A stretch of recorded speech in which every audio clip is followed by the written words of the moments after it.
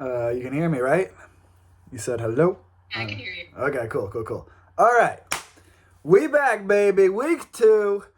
Only one person in the live stream. That's okay. I don't care. We're doing it my way because I got tired of spending 3 to 6 hours doing write ups every week.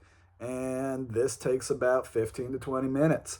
So, we are doing it live. We are doing it direct. We are also up on the YouTube. Don't forget to like and subscribe. Please like and subscribe. I mean, no other show is giving you this kind of content. The amount of content I'm giving you is just incredible for a free 99. I mean, come on. All right, let's get into it. All right. We've had a great week too. Everything went a little bit smoother. I have more of a layout and thought of what I'm doing for this video type thing. Gonna try and keep it short and nice and simple. That 30-minute one last time, I was out here jamming and freestyling. We might be doing that again today. Who knows how long it's gonna go. I'm having fun. If you're having fun, that's good too. And if you're not having fun, you're probably in the wrong league because this is the greatest league on the planet. And if you're not here, you're doing it wrong. All right. Now, before we get into the accolades, the weekly accolades, they are actually sponsored. They're actually sponsored for the very first time, and we are gonna cut to commercial. So hold tight. We'll be right back.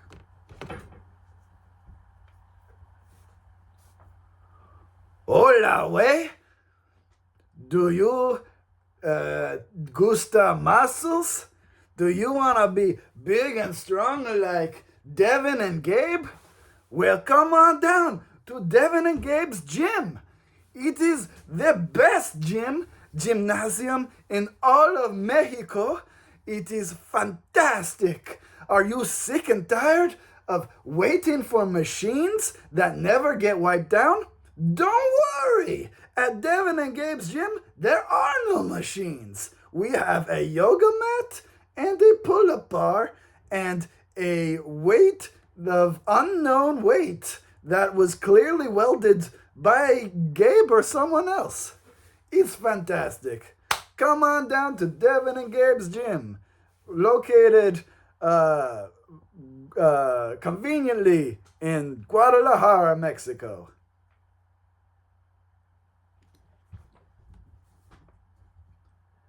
All right, we're back. I hope you guys had fun on that commercial break. Those sponsors work hard and put a lot of money into this, and we're just so glad to have them. All right. Now, starting out, huge shout out this week. League first. This has never happened before. Brand new record. I couldn't believe it was happening myself. We have had some crazy games, as you guys know. We have had games all across America. We've had games take place in Mexico. We've had games take place in Puerto Rico. We're international. We're everywhere. I thought the most wild game to ever happen was, I believe it was Quarantitties. Quarantitties played, back then it was just a tournament game. He played one of his tournament games in a cab on the way to the airport. Now, Occidental Resource Enterprise, or for short, he did one better. He straight up played a game to completion in the air, in an airplane, which is just wild, especially with all that these planes going down and all sorts of crazy stuff. For them to be like, no more Wi-Fi or Bluetooth, and he's like, yeah, fuck you, I got Catan. Really ballsy move, gotta love it. It's what the league needs. First ever Mile High Club Catan. Absolutely beautiful. I couldn't believe it. He played the full game too. I don't know how he didn't get kicked off. I don't know how Wi-Fi. I guess, I mean, you're in the air. Maybe it's better up there. Who knows? Let's see. What game was that? That was game G.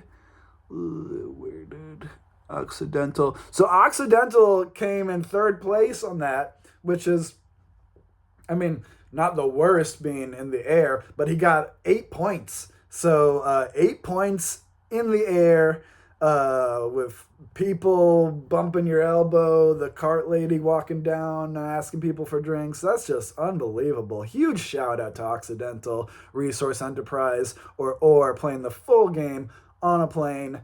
You deserve it. Awesome commitment. Love to see it. All right, moving right along to honorable mention. Honorable mention goes to the guy who's quickly becoming the new bad boy of the league, posting shit talk left and right, and his catchphrase is "cocky for a reason," and yeah, he's cocky for a reason, all right. He is.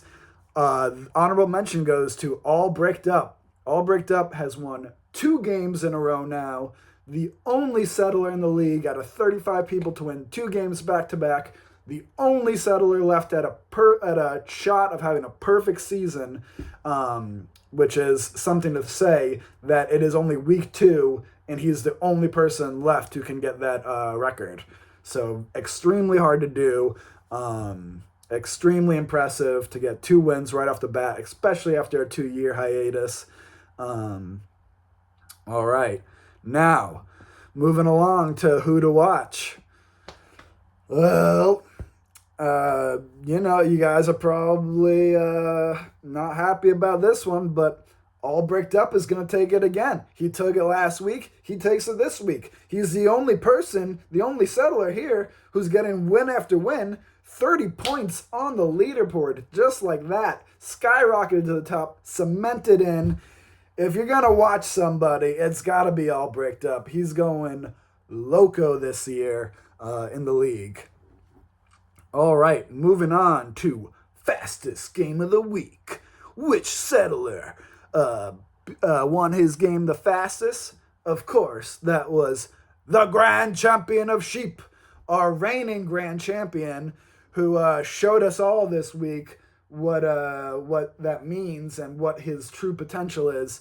Winning Group B, winning his game in only 46 minutes and 40 seconds. Still on the longer side, not a league record by any means, but 46 minutes and 40 points, 85 turns, scoring a total of 30 out of the possible 38 points. So it's still a pretty good game. Only 8 points left on the board for grabbing. Threat level of 8.5 out of 12. Pretty high actually that week. Not America's game of the week, but definitely one of the harder ones. So Grand Championship, well done. Fastest game of the week.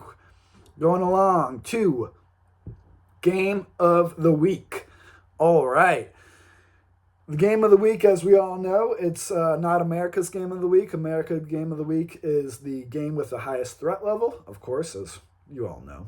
You don't need me to reiterate this into layman's terms. Everybody knows that. But game of the week, as you all know, game of the week is the highest points added up. So, which means it was the toughest game, the roughest game. The person who got out by the skin of their teeth. And that this week was, of course, Master of All Things Catan. Getting his first win of the season. Last week, he came in second. This week, he ups his game. As he does, he is the Master of All Things Catan for a reason. So he won Group C.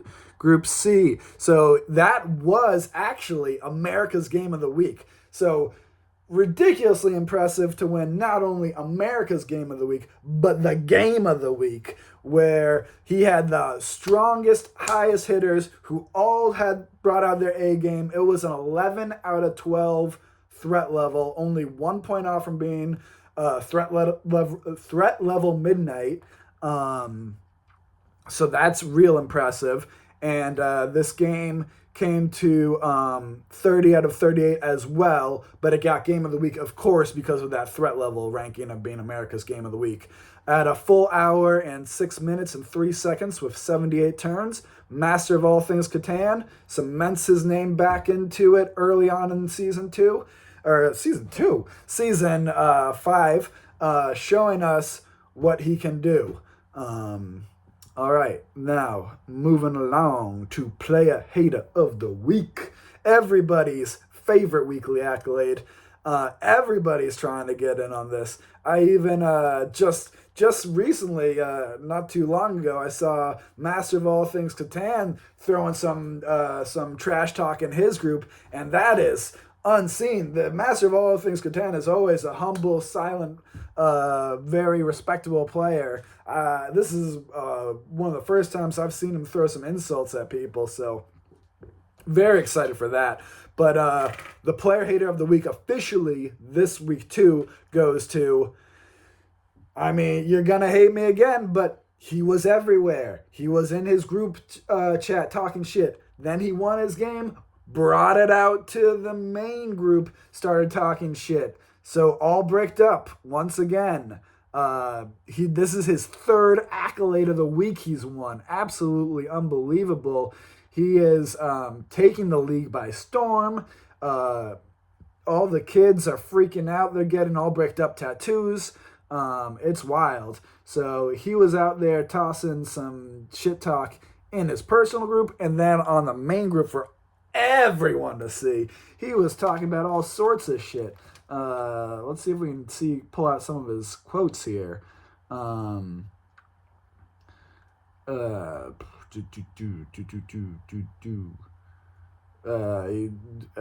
He goes right after his win directly to the leader, the message board. You see those 4 fingers pulled back and then that thumbs down. That's how many points you would have needed to win. Started from Philly, now we're here. Tried to get in the action, saying dropping the Who gif from Guardians of the Galaxy, and he just fires right back instantly, not even a blink. Like within the minute, he drops back. You wouldn't know me because you weren't in the finals last year. Just shots fired. Pew, pew, pew, pew. He's going off. He kept going. He had all sorts of talk about butthole stimulation and prostate orgasms. I don't know what he was on about, but he definitely gets Player Hater of the Week for sure. Moving along to the Ass Pounder, not the one who was ass pounding all bricked up. That's his own stuff. I don't know. The Ass Pounder of this week in Catan goes to the one, the only. Everybody loves him. I've never heard anybody say a bad word about this settler. Absolute legend in the streets.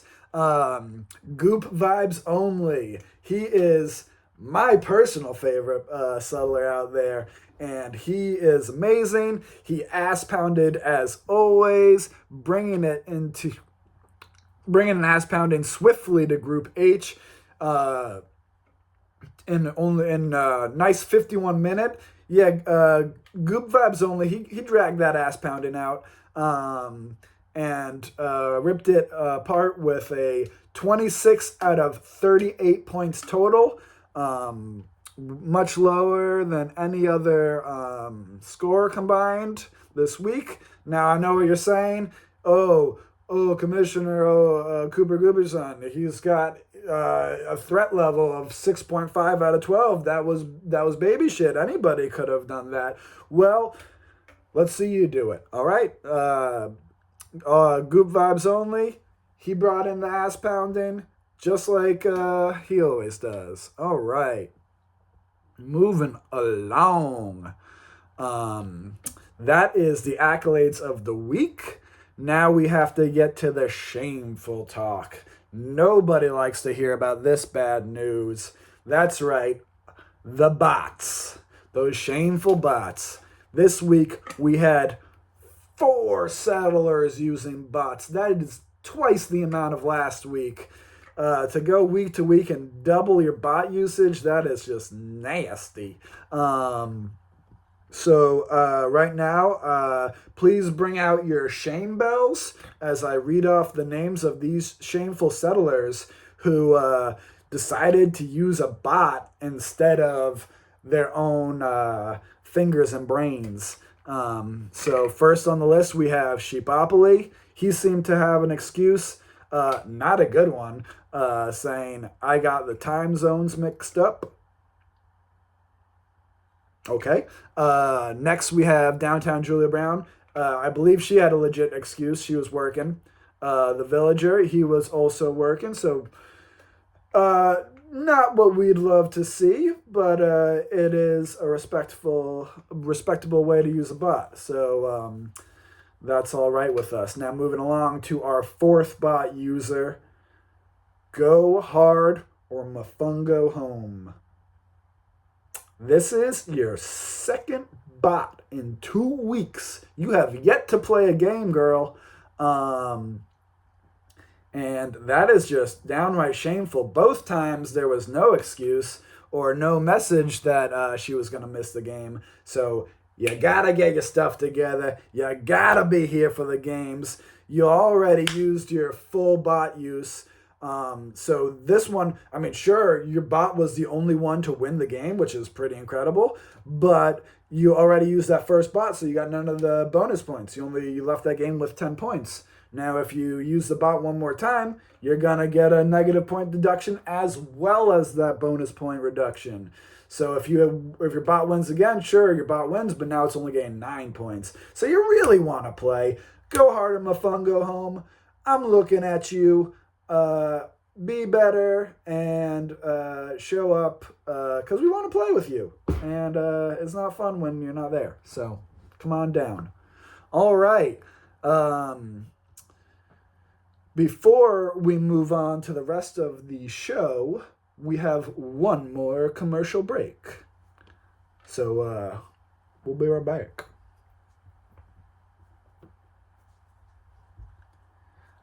Oh, are you tired of cold, icy weather?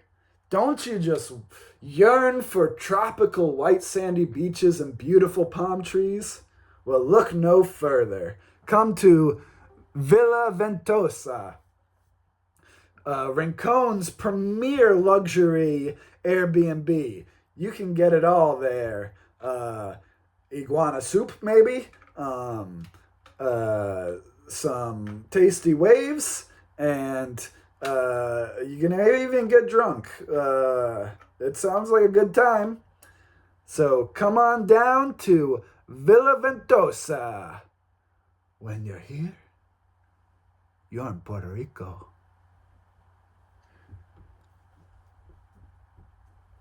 And we're back. All right. We just have a few more minutes before the show wraps up.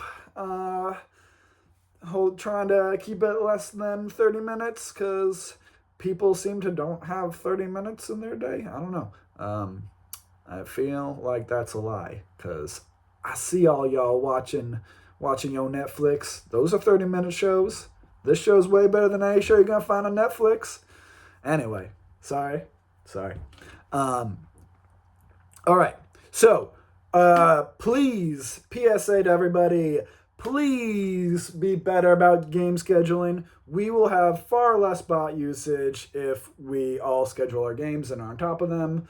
That is 90% of the reason why games go unplayed is because people don't schedule the games. I even had one game where everybody agreed on the polls for Wednesday night, and then nobody showed up. Not a single word. And I'm like, what happened? You all agreed to Wednesday. I don't know what's going on here. I can only do so much. So I put in the poll system. So please use it. It makes everything 1,000 times easier.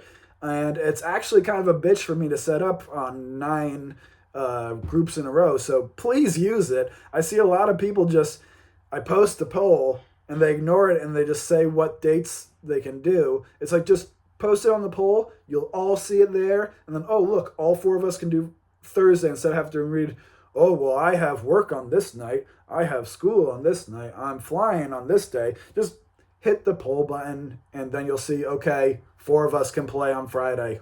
There it is, done. It's really not that hard. Moving on. Nope, I'm not moving on. That is wrapping up. I hope you guys enjoyed this week's show of the weekly roundup. I got some big ideas to keep this thing spicy and moving. So it'll be interesting to see how it evolves down the line. And until next week, always remember to roll, trade, build, repeat. Peace out.